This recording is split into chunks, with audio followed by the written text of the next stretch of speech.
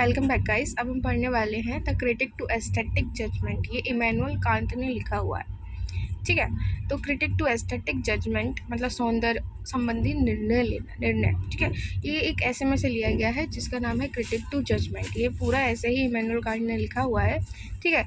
इसमें जो प्रॉब्लम है, तो जो कांत है वो क्वेश्चन पूछते हैं कि हम किसी चीज़ को सुंदर कहते हैं तो वह फैसला सिर्फ हमारी पर्सनल चॉइस का होता है, ठीक है। पर हम उस फैसले पे अपन ये एक्सपेक्ट करते हैं कि लोग भी कहें, कि लोग माने कि हाँ वो चीज़ सुंदर है, कि दूसरे भी उस चीज़ से एग्री करें। लाइक अपन बोलते हैं ना, ये पहाड़ सुंदर लग रहा है, तो जो बगल में बैठा हो अपन ये भी सोचते हैं कि भाई ये भी अपन की हाँ में हाँ मिलाए कि भाई हाँ ये पहाड़ सुंदर लग रहा है एक्चुअली, ठीक है। तो क्वेश्चन ये है कि एक सब्जेक्टिव फीलिंग यानी खुशी के बेसिस पे हम यूनिवर्सल मांग कैसे कर सकते हैं कि हमें अच्छा लग रहा है तो सबको अच्छा लगना चाहिए, हमको सुंदर लग रहा है, अच्छा नहीं, हमको सुंदर लग रहा है तो सबको सुंदर लगना चाहिए, ठीक है सर, ठीक है। तो अब इसमें व्यूज़ आएंगे आपको। एक लेबनिज और वोल्फ है, उसने रेशनलिस्ट व्यूज़ दिए हैं।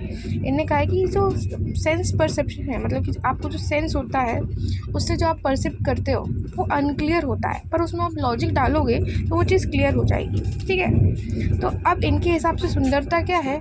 सुंदरता है परफेक्शन का सेंस को समझना, ठीक है। और जो आर्ट है उसका काम है नेचर की सबसे परफेक्ट मिसाल दिखाना। जो आर्ट है उसका काम है नेचर की सबसे परफेक्ट मिसाल दिखाना, ठीक है। तो इनके अकॉर्डिंग जो एस्थेटिक है वो साइंस जिसके रूल हो सकते हैं, वो एक साइंस है जिसके रूल्स हो सकते हैं, ठीक है। फिर आते हैं बॉगर्टन और मियर। इनने कहा है कि इन्हीं ने एस्थेटिक की शुरुआत करी है। बॉगर्टन वो थे जिनने फर्स्ट यूज़ किया था वर्ड का, किसका? एस्थेटिक वर्ड का, ठीक है। इन्होंने कहा कि सेंस का भी अपना एक परफेक्शन होता है, हर चीज़ में लॉजिक डाल के उसको बदलने की ज़रूरत नहीं है। भाई जो सेंस तुमको दे रहा है वो भी चीज़ अपने आप में परफेक्ट है, ओके। कभी कभी अपन अपनी सेंस को नहीं मानते हैं, लॉजिक ढूंढने लगते हैं कि भाई अपन को फीलिंग आ रही होती है भाई कि ये काट रहा है अपना, फिर भी अपन लॉजिक ढूंढते हैं कि भाई ये क्यों ही काटेगा, हम तो सुंदर हैं। पर ऐसा नहीं होता है, वो काट रहा होता है, ठीक है, ठीक है। तो अब जो सेंस है वो तुमको एक्सटेंसिव क्लियरिटी देते हैं भाई, तुमको पहले से ही आगाह कर देते हैं कि भाई कुछ तो हो रहा है, ठीक है। तो डिफरेंट डिटेल्स के साथ ये अनक्लियर होते हैं पर रिच ऑफ एक्सपीरियंस होते हैं। बाद में तुमको पता चलता है कि भाई जो मेरी सेंस कह रहे थे वही सही है, ठीक है। तो इनके अकॉर्डिंग जो एस्थेटिक है वो सेंस से साइंस तक का सफ़र है, ठीक है। Aesthetic is sense to science, okay. तो इस पे कांत ऑब्जेक्ट करते हैं कि जो बॉगर्टन का व्यू है वो तो ख़राब है, क्योंकि अगर एक कंसेप्ट होता है एस्थेटिक तो उसके पास फाइन साइंस होती प्रूव करने के लिए, क्या फाइन साइंस होती प्रूव करने के लिए।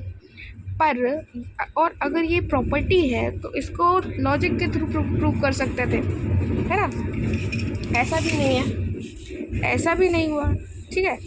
तो ये बोलता है कि एस्थेटिक ना तो कोई लॉजिक है और ना ही कोई लाइकिंग है। It is not a science, it is just a critic. ये कोई साइंस नहीं है, ये सिर्फ एक क्रिटिक है। क्या है? क्रिटिक है, ओके।